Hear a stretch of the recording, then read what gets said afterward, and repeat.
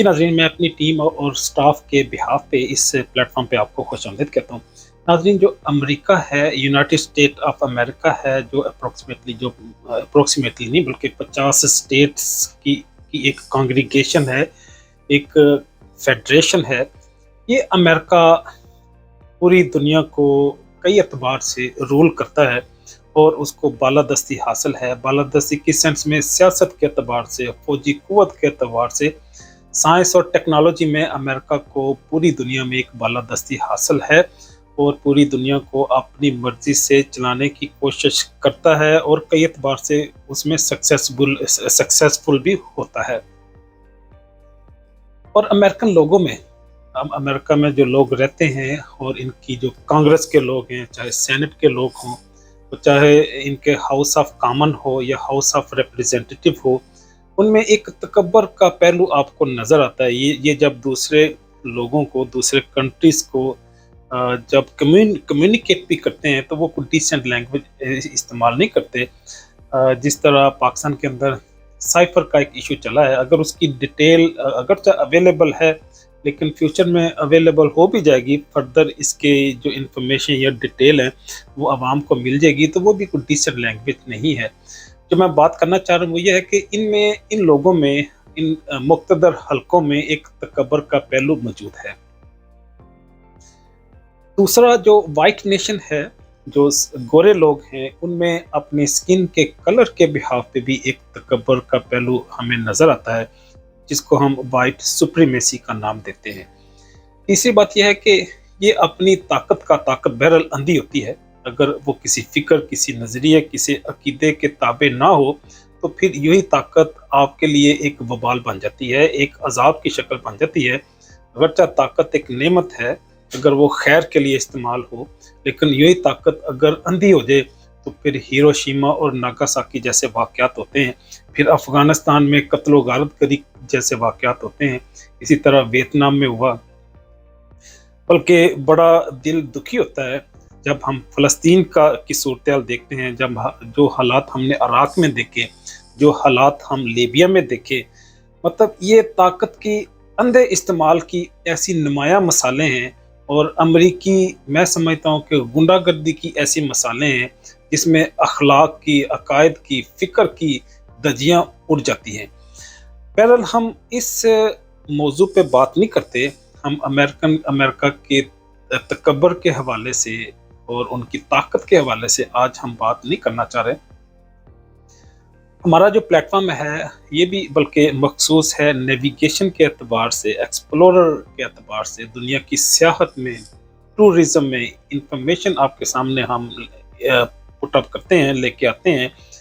तो हमने अमेरिका की दरियाफ्त के हवाले से, इसकी पूरी बाकी दुनिया से जो इंटरेक्शन हुई उसके एतबार से आज आप बात करनी है, और वो भी हिस्ट्री की सतह पे पुरानी तारीख हमने बयान करनी है। हमने करंट इन्फॉर्मेशन आपके सामने पेश नहीं करनी।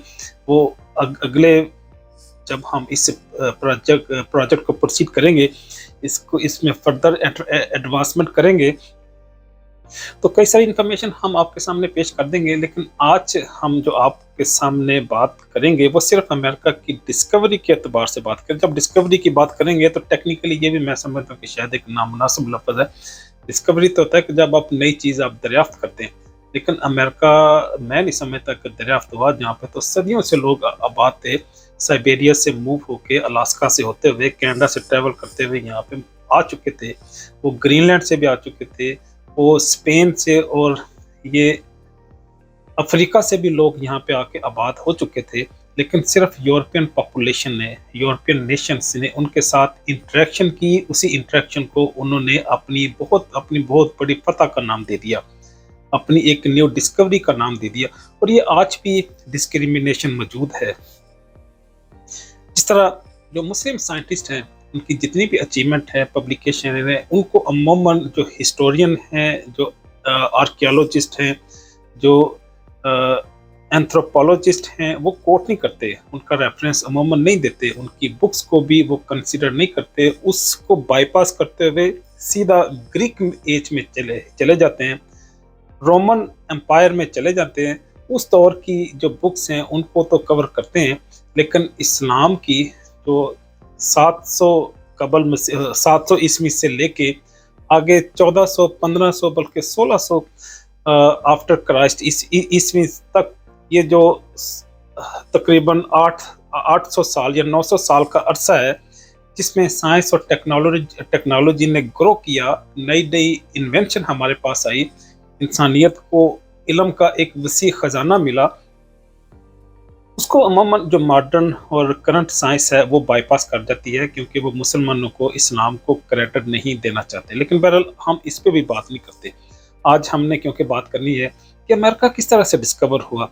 अमेरिका की डिस्कवरी से पहले यहाँ पे कई सारे और लोग आ चुके थे। वो कौन लोग थे? मैंने जिस तरह आपको बताया कि वो साइबेरिया के लोग थे, रशिया के लोग थे, वो स्कैंडिनेवियन कंट्री से भी लोग यहाँ पे आ चुके थे, वो इंग्लैंड से भी, फ्रांस से भी और स्पेन से तो काफ़ी सारे लोग यहाँ पे आके आबाद हो चुके थे। पर्टिकुलरली जो साउथ अमेरिका है वो तो पूरा पूरा स्पेनिश लोगों से आबाद हो चुका था। वसी ज़मीन थी, कोई इसका मालिक नहीं था, तो वो आके रहना शुरू हो गए। पुराने दौर में यूँ ही होता था, ना कोई रजिस्ट्रेशन होती थी, ना कोई अस्टाम बनते थे, सीधा लोग आके अपना घर बना के रहना शुरू हो जाते थे।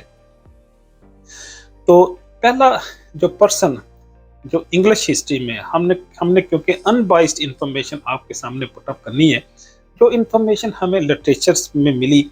जब मैं लिटरेचर की बात करता हूँ, जो मैं आपके सामने इंफॉर्मेशन पुट अप कर रहा हूँ, ये मेरी इंफॉर्मेशन तो नहीं है, तो मैंने भी कहीं ना कहीं से ली है। वो चाहे प्राइमरी सोर्स हो, चाहे सेकेंडरी सोर्स हो, हमने डिफरेंट बुक्स का, इंसाइक्लोपीडिया का और डेटाबेस का मुताला किया, एक्सप्लोर करने के बाद उनको प्रोसेस करके आपके सामने आज ये इंफॉर्मेशन पेश कर देंगे।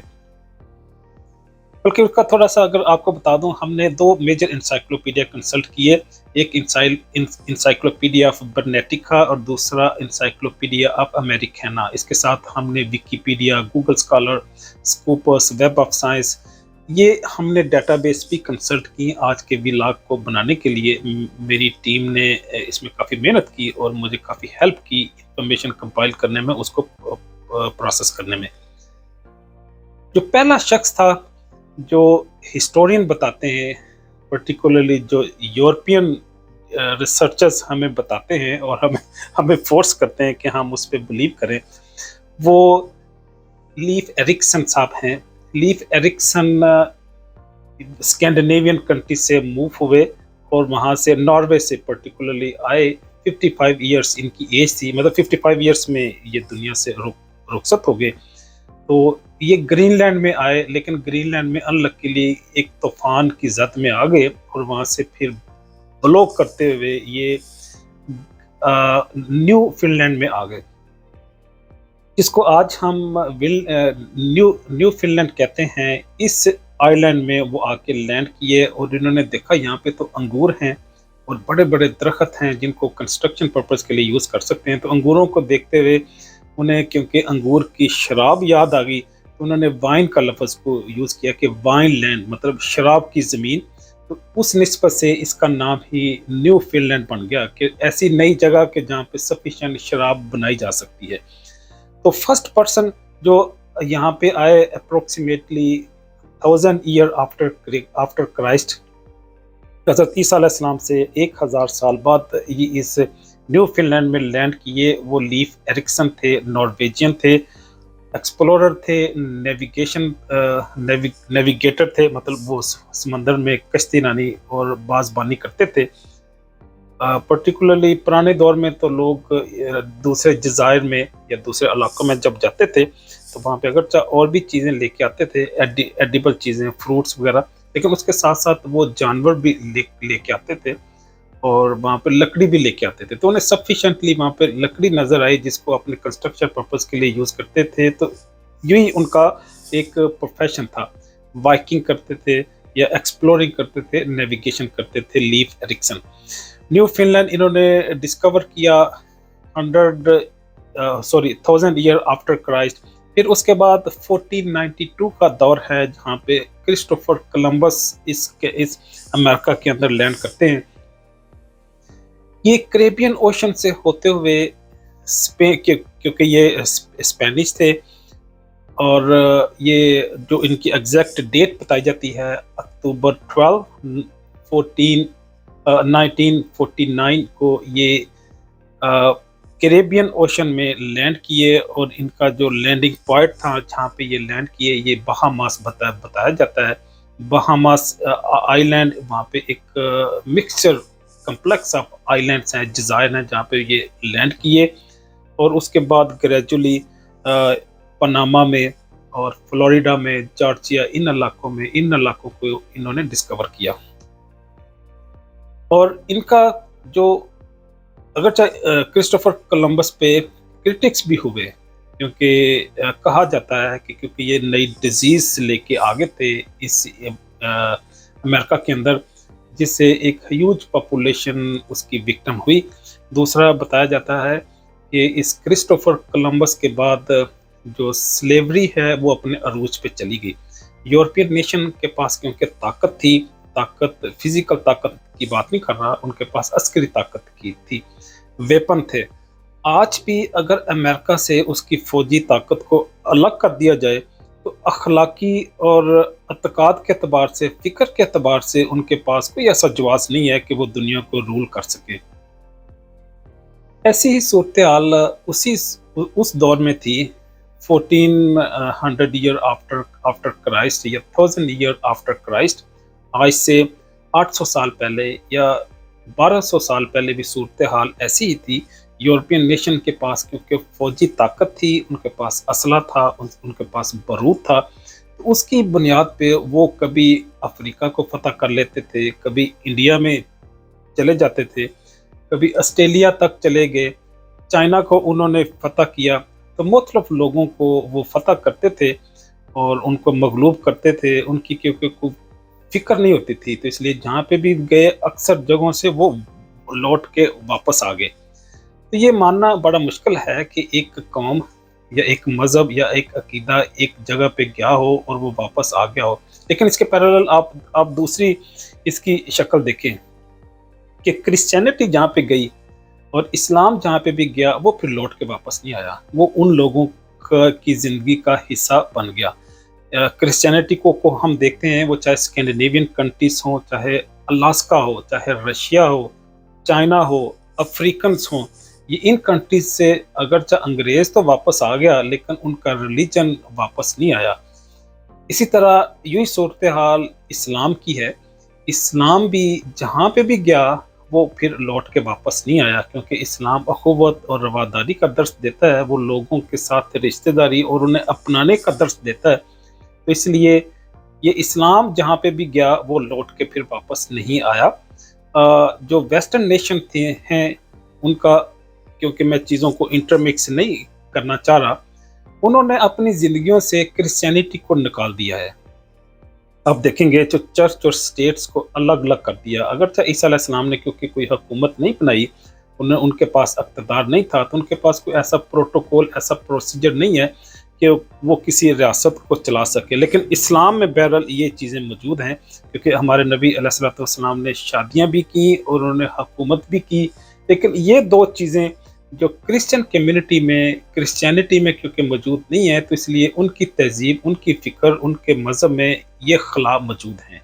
हम बात को आगे बढ़ाते हैं। 1513 में एक स्पेनिश नेविगेटर हैं, एक्सप्लोरर हैं, वास्को न्यूज डी बाल्बोआ, ये इन्होंने पनामा का रुख किया और पनामा को डिस्कवर किया। तो गोया जो ये एरिया है जो नॉर्थ और साउथ अमेरिका को मिलाता है, पनामा का जो रीजन है, इनको वास्को न्यूज डी बाल्बोआ साहब ने डिस्कवर किया। हम बात को आगे बढ़ाते हैं। 1584 में सर वाल्टर रेली ने, जो इंग्लैंड से मूव हुए थे, क्वीन एलिजाबेथ II के रिप्रेजेंटेटिव थे, उन्होंने कैरोलिना के इलाके को डिस्कवर किया, एक्सप्लोर किया। लेकिन अनलकीली ये जब वापस लौट के आए तो इन पे ट्रीजन का, बगावत का मुकदमा चला और इनको कैद कर दिया गया। 1634 में हम देखते हैं कि जीन निकोलट ये भी एक्सप्लोरर हैं, मल्लाह हैं, और फ्रांस से मूव करते हुए ये यहाँ पे आए। इन्होंने लेक मिशिगन को एक्चुअली डिस्कवर किया। तो लेक मिशिगन ये बॉर्डर है अमेरिका और कनाडा के दरमियान। इस तरफ नॉर्थ की तरफ हमें ओंटारियो का प्रोविंस लगता है और साउथ में अमेरिकन स्टेट है मिशिगन। मिशिगन के साथ इसके साथ विस्कॉन्सन और मिनेसोटा 2 और स्टेट भी इसी लेक के साथ अटैच हैं। फिर हम देखते हैं कि 1664 में जो ब्रिटिश ट्रूप्स हैं वो न्यूयॉर्क पे लैंड करती हैं। तो ब्रिटिश जो अंग्रेज़ी फ़ौज है वो न्यूयॉर्क में लैंड करते हुए अपनी वहाँ पे पोस्ट एस्टेब्लिश करते हैं, एक कंटोनमेंट एरिया एस्टेब्लिश कर लेते हैं। फिर हम देखते हैं कि 1673 में Marcus and Juliet Wisconsin area को डिस्कवर करते हैं। जो मार्कस हैं वो फ्रेंच एक्सप्लोरर हैं और इसके साथ साथ जूलियट हैं वो कैथोलिक मिशनरी हैं, और ये तबलीग के पर्पज से ईसाइयत के फ़रोग के लिए इन एरियाज़ में आते हैं। और नेटिव लोकल जो इंडिजिनस पॉपुलेशन है और जो उसके साथ साथ जो लोग पॉपुलेशन वहाँ से मूव हो चुकी है ऑलरेडी, उनकी प्रीचिंग के अतबार से डिफरेंट एरिया का विज़िट करते हैं और ये इस विस्कॉन्सिन और मिनेसोटा के एरिया को डिस्कवर करते हैं। फिर हम देखते हैं कि 1680 में डैनियल डलूथ और लुइस हेनिपिन ये दोनों मिल के मिनेसोटा की स्टेट को डिस्कवर करते हैं। जो डैनियल डलूथ हैं वो एक्सप्लोरर हैं, फ्रांस से बिलोंग करते हैं और एक्सप्लोर करते हुए ये मिनेसोटा के एरिया तक वो पहुंच गए। इसके साथ साथ जो लुइस हेनिपिन है ये बल्गारियन कैथोलिक हैं, प्रीस्ट हैं और प्रीचिंग के पर्पज से यहाँ पे अमेरिका के अंदर लैंड हुए। तो गोया जो अमेरिका की डिस्कवरी हुई वो 1000 ईयर्स आफ्टर क्राइस्ट से लेके चलते चलते 1680 तक कंप्लीट हुई। Most of the north American region discover हो चुके थे। गोया आज हमने अमेरिका की डिस्कवरी के हवाले से बात करनी थी और ये 1600 ईयर आफ्टर क्राइस्ट से लेके 1680 तक पूरी एक तारीख है कि जहाँ पे अमेरिका डिस्कवर हुआ। उसकी मोस्ट ऑफ द स्टेट्स वो इंटरेक्ट कर चुकी थी यूरोपियन नेशन के साथ। इसके बाद ग्रेजुअली ऐसे पॉलिटिकल और इकोनॉमिक सर्कमस्टांसेस उभरते हैं, यहाँ पे बनते हैं कि अमेरिकन नेशंस, अमेरिकन कॉलोनीज हम बल्कि कह सकते हैं, क्योंकि ये फ्रांस की, इंग्लैंड की, स्पेन की कॉलोनीज थी। वो अपनी अपनी पॉपुलेशन को पुश करते थे कि वो अमेरिका के अंदर आके आबाद हो जाएं। तो उन कॉलोनी से ग्रेजुअली इन्होंने आइसोलेट होने का फैसला किया और फ्रीडम हासिल करने की कोशिश की। हम आने वाले अगले ब्लॉग में आपके सामने ये बताने की कोशिश करेंगे कि किस तरह से फिर अमेरिका बना और उसने इंग्लैंड से आज़ादी हासिल की। इजाज़त चाहूँगा। अल्लाह हाफिज़।